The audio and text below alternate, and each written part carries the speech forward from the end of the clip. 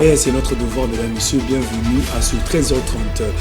L'actualité à la une, ce jeudi 4 décembre à Washington, les présidents de la RDC et du Rwanda, Félix Tshisekedi et Paul Kagame, s'apprêtent à entretenir des textes déjà signés par leurs représentants. L'accord de paix du 27 juin et le cadre d'intégration économique régionale du 7 novembre.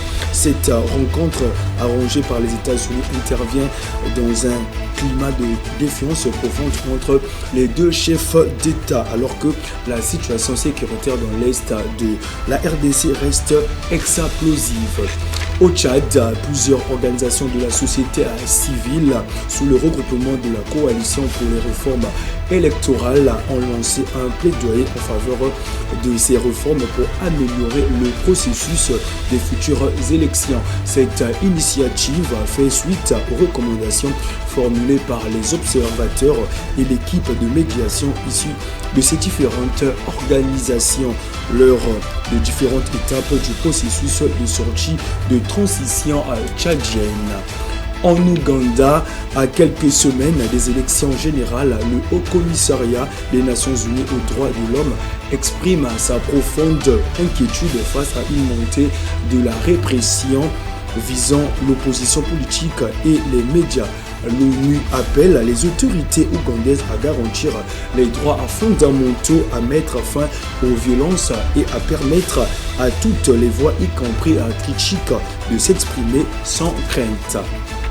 En Guinée, cela fait près d'une semaine que la campagne pour la présidentielle du 28 décembre est ouverte. Elle a démarré le 28 novembre, une campagne plutôt calme pour le moment en l'absence des poids lourds de la scène politique. Ce que certains observateurs perçoivent comme un manque d'enjeu se fait sentir.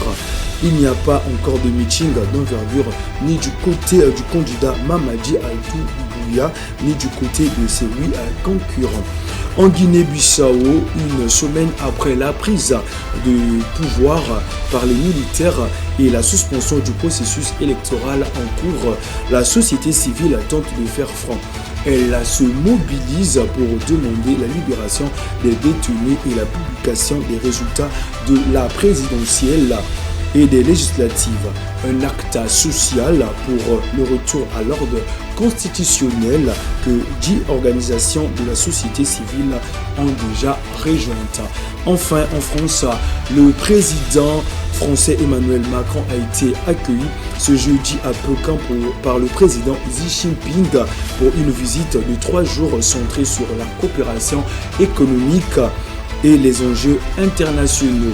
Il souhaite également convaincre Pékin d'exercer des pressions sur la Russie afin de favoriser un cessez-le-feu en Ukraine.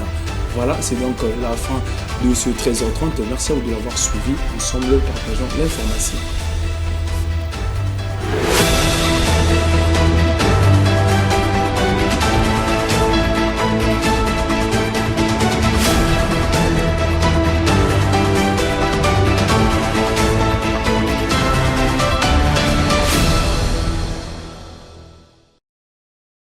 Audio Jungle.